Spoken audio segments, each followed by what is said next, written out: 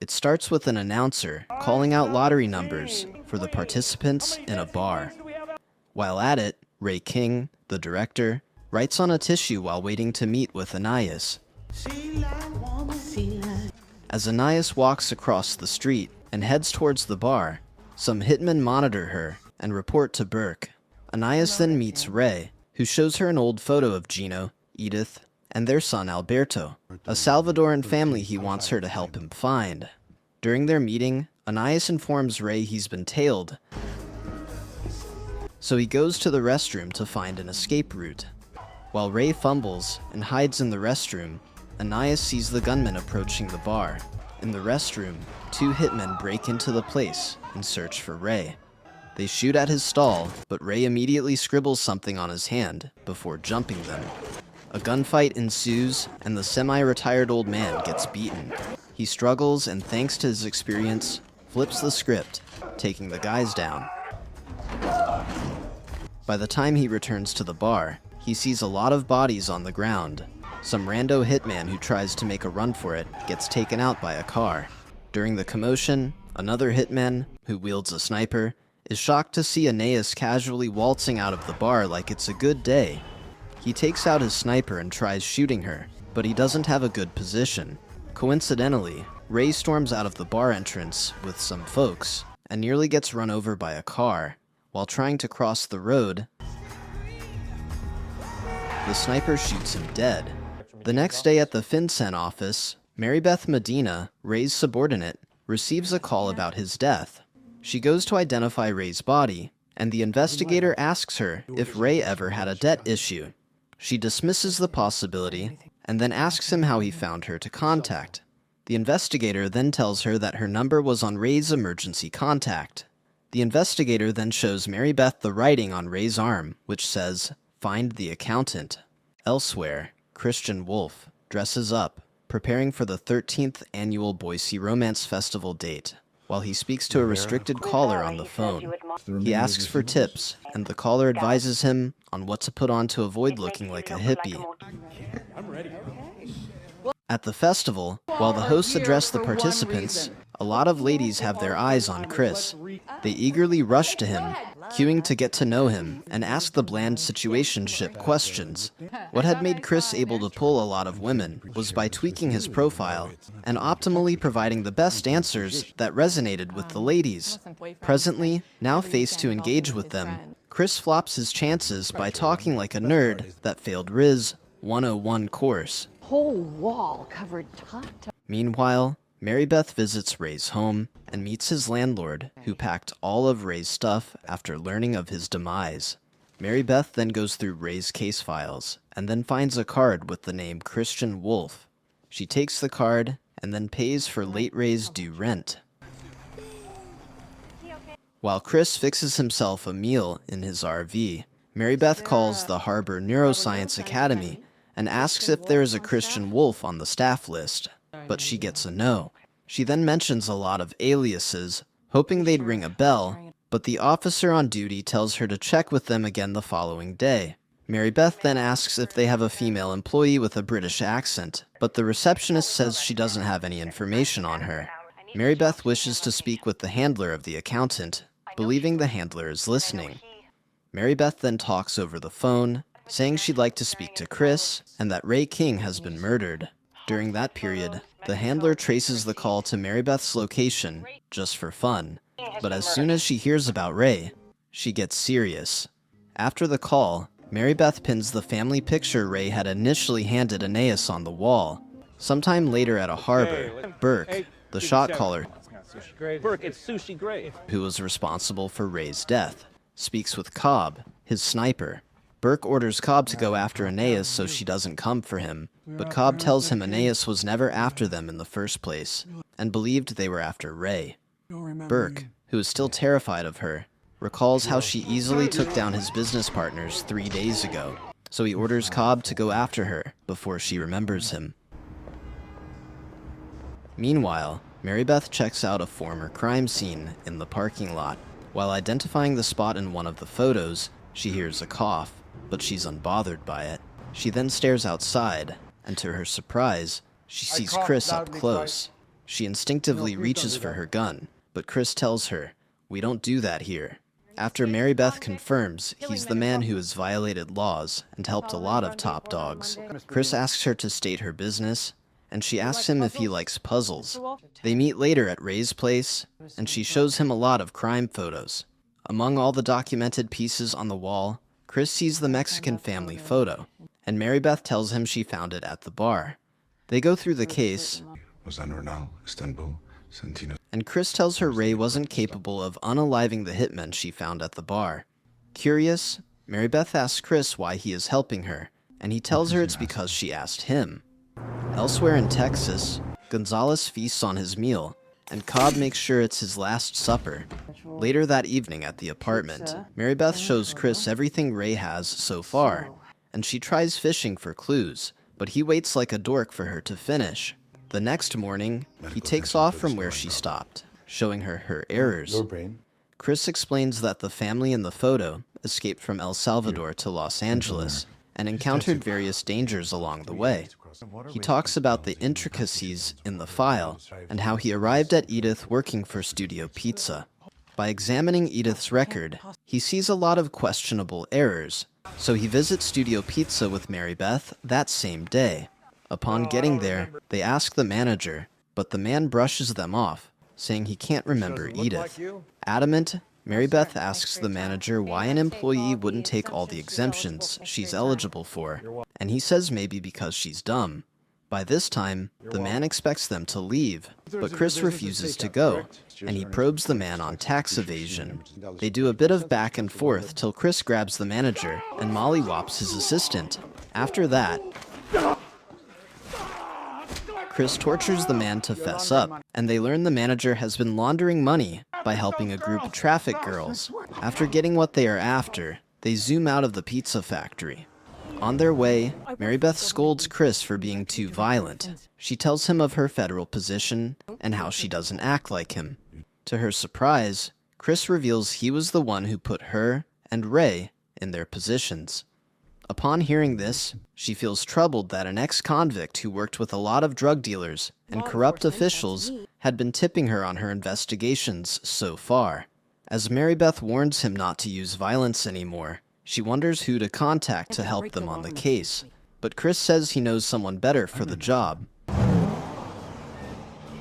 At a hotel in Berlin, Braxton, a lethal assassin, receives a package from the receptionist and gets into a room. He practices how to speak with Margaret while opening his package. He stutters like crazy in his rehearsal, only for him to fold when on a call with Margaret. Later that day, Braxton chats with a lady in a luxurious house, and she awkwardly and fearfully replies to him.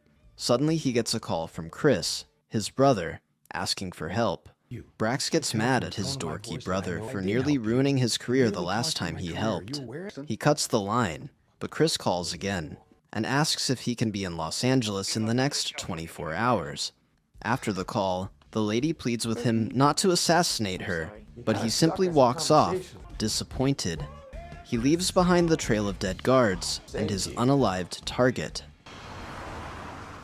The following night outside the city center hotel, Chris and Mary Beth wait patiently for Brax. While at it, Mary Beth learns about their shaky relationship, so she asks Chris to appreciate his brother. When Brax arrives, he sees Mary Beth, a federal agent, so he speaks to Chris privately for a second. There, Chris thanks him, and Brax deduces it was Mary Beth's idea. Right after, Brax and Chris walk into the hotel, and Brax offers the receptionist some cash to send some ladies to his room. The girls arrive moments later, and Brax offers them some money, before asking what it takes to get the guy who will rescue them if they were in a bad situation. The ladies argue among themselves, and one of them mentions Juarez. Brax asks who Juarez is, but she says it's none of his business. Two of the ladies leave the room, and the last lady offers to help them. Chris pays her some money, and she asks if they're going to hurt Thomas. Brax asks if she wants them to, and she affirms. She picks up her phone, makes a call, and gives the details of the room where Chris and Brax are. When asked to describe who the guys are, Chris tells her they are accountants. Outside the hotel, Mary Beth calls Sarkis and asks if he has anything for her. He tells her everything he has been able to pull up from the CCTV footage of the night Ray was murdered. She asks if he has been able to call Emiliano Gonzalez, but Sarkis tells her Gonzalez has been clipped and that he had reported his missing daughter 7 years ago. Shortly after the call, Thomas shows up at the motel and goes to Brax's room, demanding his girls. Brax asks him to come in, but Thomas remains reluctant after seeing he's outnumbered. Left with no choice, Brax hits him, and he falls like a piñata and crashes on a car. Moments later, they tie Thomas up and bundle him into Mary Beth's car. Mary Beth, who clearly thinks they're unhinged, speaks against their methods, but Chris tells her Thomas may know who killed Ray. Mary Beth worries about being searched by the cops, but Chris calls Justine and asks her to clear the way so Mary Beth can arrive safely at the Airbnb. He also asks Justine to give him leads on whom Ray was dealing with. Justine does as instructed, and Mary Beth drives to the apartment. The next morning at Ray's place, Mary Beth shows Chris the CCTV footage from the night Ray was murdered. She complains about it being the only thing they've got so far, and that there's no way to tell who clipped Ray. Brax then confidently tells her he can make Thomas fess up. Curious, she asks how, and immediately regrets it, because Brax goes into gory details of torture that have been proved to work over time. I've warmed up the orchestra. While at it, the neuroscience hackers contact them and shock Mary Beth, who thought Sarkis was the best with tech skills. They display every video from the other CCTV cameras around the bar. With Justine's guidance, the hackers find Annias, but can't get a hold of her face. She's hiding her face. Luckily, they spot a lady taking a selfie right across the road where Annias walked. Justine then instructs her little team of hackers to get the lady and find the selfie photo. The task, which seemed impossible, is strategically carried out, and with Justine leading the team, they get a hold of the photos. Mary Beth, who had been against their methods, sees Annias connected to many deaths. She then asks the brothers why Ray would meet with such a killer. Brax then corrects her, saying Annias didn't clip all the people in the photos. Mary Beth does the math, and as soon as she realizes that Brax also took out some of the guys, she calls it quits and storms out of the house. Okay, one moment, Mary Beth, please, for your time. She gets into her car and tells them not to contact her again, or they'll be arrested. As she drives off, she realizes Thomas is still in her trunk, so she tells them to get him out. They then remind Mary Beth of her words and tell her to handle it herself. Pissed, she zooms off far away from the brothers. Meanwhile, in Juarez, Mexico, Alberto and some other kids are stuck in a facility and watched by gunmen. As for Mary Beth, she pursues her own lead and takes Thomas to FinCEN for interrogation. Thomas gives in to help her out for immunity, and as he signs the document, Cobb snipes him and tries shooting everyone in the room. Elsewhere, Chris checks with Justine to know the crimes happening in the city. While at it, Chris remembers the woman at the motel, telling them she doesn't have kids. He wonders why she would utter such a statement when it had nothing to do with them, but Brax simply tells him women can't be understood.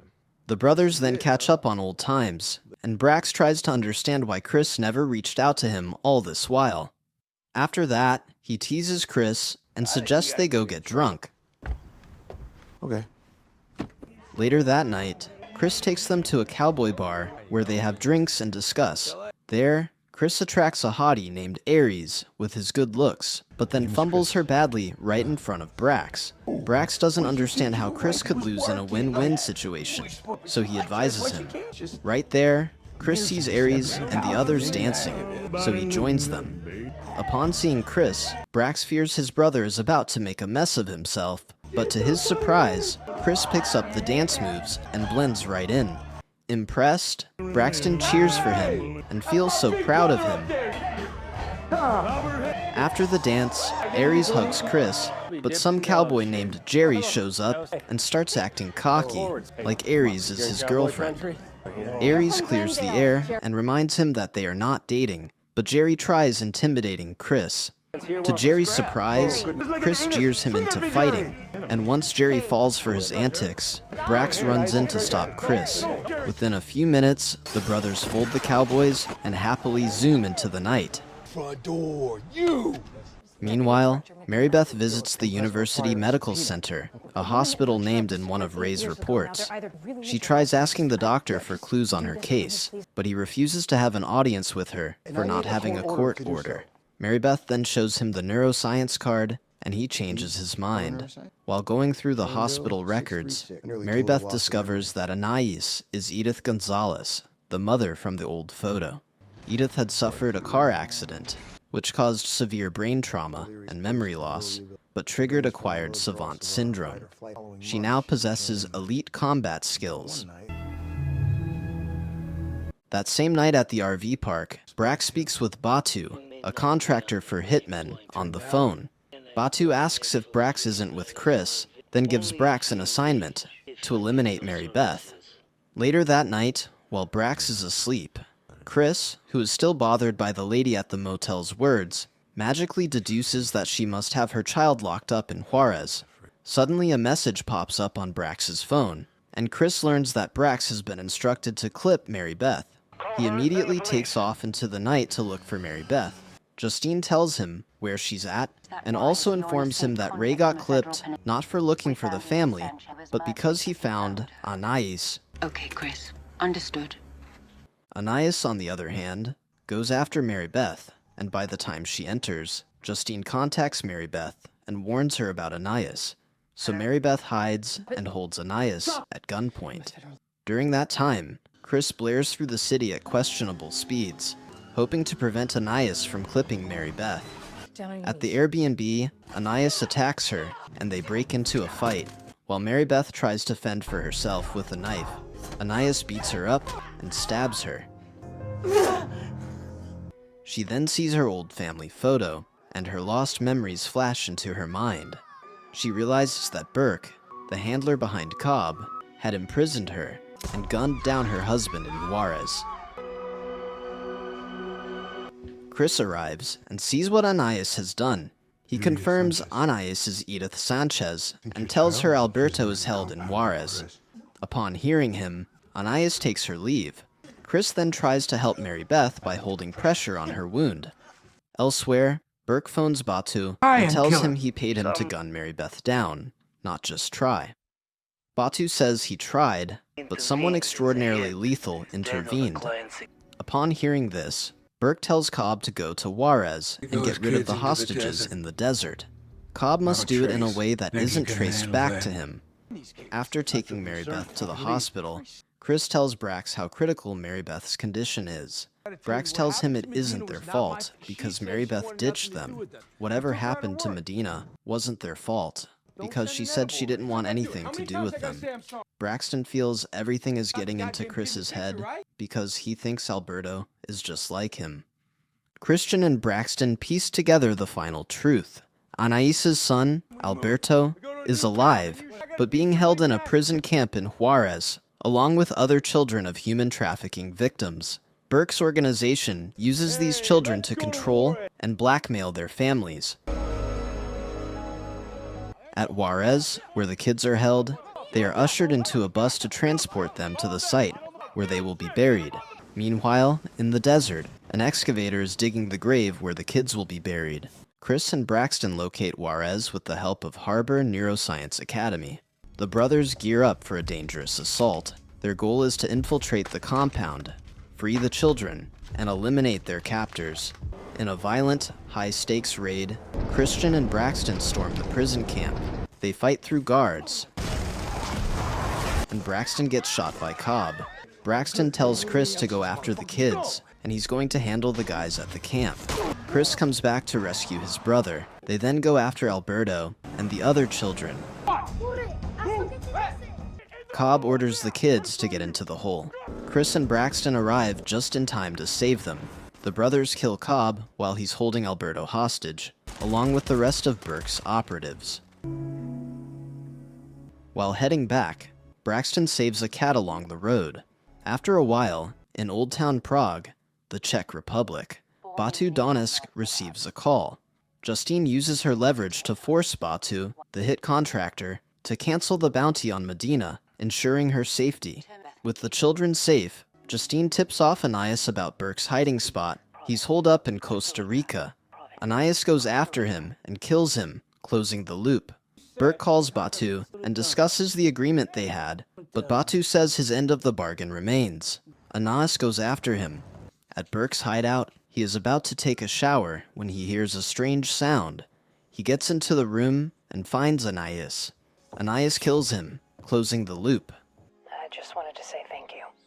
Justine and the neurodivergent children prepare to welcome Alberto into their New Hampshire facility, a safe, understanding environment, much like Chris's childhood place. Medina calls Justine to thank her for helping her solve the puzzle. Braxton and Chris reunite. They discuss perhaps taking a break, talking about going on a hiking trip in the Chattahoochee. Christian and Braxton drive away together, perhaps signaling a future of tentative brotherhood.